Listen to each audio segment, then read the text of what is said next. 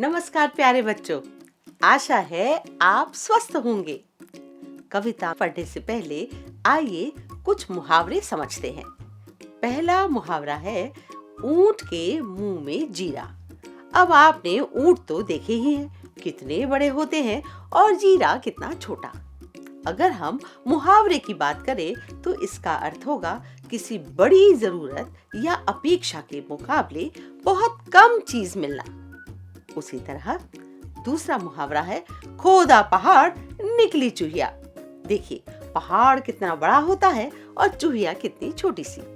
इस मुहावरे का अर्थ है बहुत अधिक मेहनत या प्रयास करने के बाद भी परिणाम बहुत कम या न के बराबर मिलना।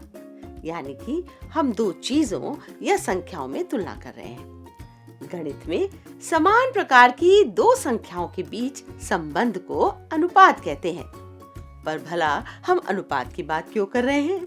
वो इसलिए कि हमारी कविता का शीर्षक है आदमी का अनुपात, यानी कि आदमी की किसी चीज से तुलना की जा रही है, जिसे हम कविता पढ़कर समझेंगे।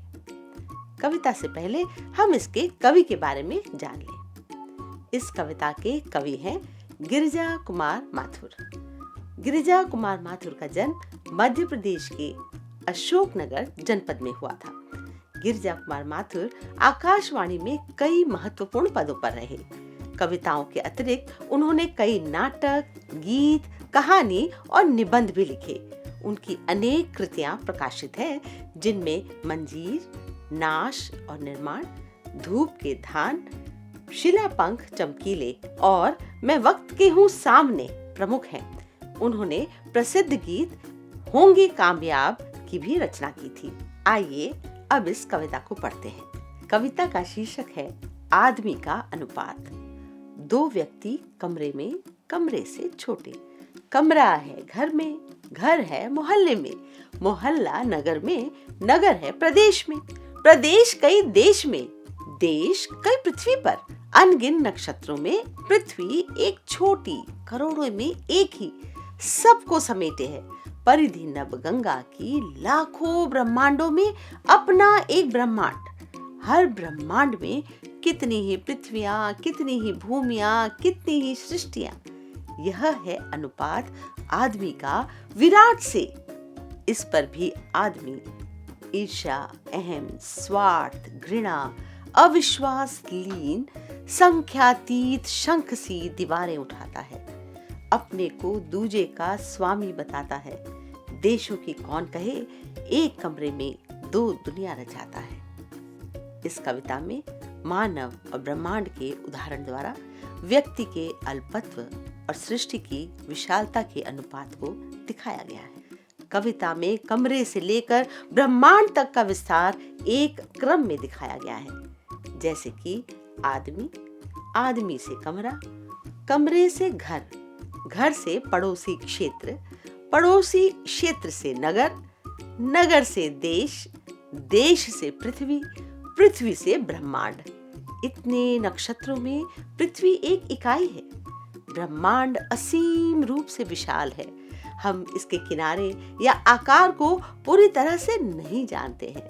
ब्रह्मांड में अरबों आकाश गंगाएं हैं और आकाश गंगाएं खुद अरबों सौर मंडलों से मिलकर बनी हैं।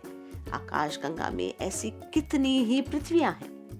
कवि कहना चाहता है कि जहां इतना विशाल सब कुछ है, उसके अनुपात में मनुष्य कितना छोटा है। एक कमरे में भी वह ईर्ष्या, अहम, स्वार्थ और घृणा जैसी नकारात्मक प्रवृत्तियों के कारण असंख्य दीवारें खड़ी कर देता है। संख्यातीत शंख से दीवारें उठाता है। इस पंक्ति में शंख एक संख्या है, 10 घात 17 यानी 10 raised to the power 17, जिसका अर्थ है मनुष्य अपने इर्द गिर्द अपने आप ही असीमित दीवारें खड़ी कर लेता है, अपने आप को सबसे अलग कर लेता है। वह दूसरों पर शासन स्थापित करना चाहता है। इससे घर के सदस्यों में भी दूरियां बन जाती हैं। यही दूरियां समाज में भी विद्यमान है। इस कविता में कवि ने मानव के अहंकार पर तीखा व्यंग किया है। कविता हमें अपने को दूजे का स्वामी बताने के प्रति सचेत करती है। मानव को ब्रह्मांड जैसा विस्तार पाने के लिए समावेशिता, सहनशीलता, सौहार्द एवं सह अस्तित्व के गुणों को अपनाना होगा। तभी समाज में सकारात्मक परिवर्तन आएगा। अब आपके लिए कुछ प्रश्न। कोई ऐसी स्थिति बताइए जहां अनुपात बिगड़ गया हो। जैसे गाजर की सब्जी बनी तो सही, लेकिन नमक का अनुपात बिगड़ने से सब्जी का स्वाद नहीं आ रहा। यानी सब्जी के अनुपात में नमक ज्यादा या कम पड़ गया। इसी तरह आटा गूंथते समय पानी का अनुपात गलत हो गया और अब उसकी रोटी नहीं बन पा रही। यानी आटे की मात्रा के अनुपात में पानी शायद ज्यादा पड़ गया। अब आप भी ऐसे कुछ उदाहरण सोचिए।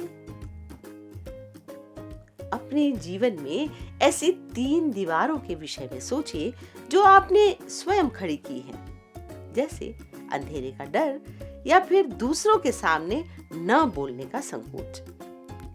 फिर एक योजना बनाइए कि आप उन्हें कैसे तोड़ेंगे।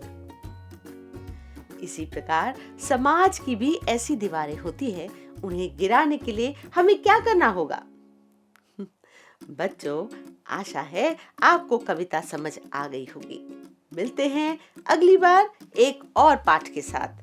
तब तक के लिए नमस्कार।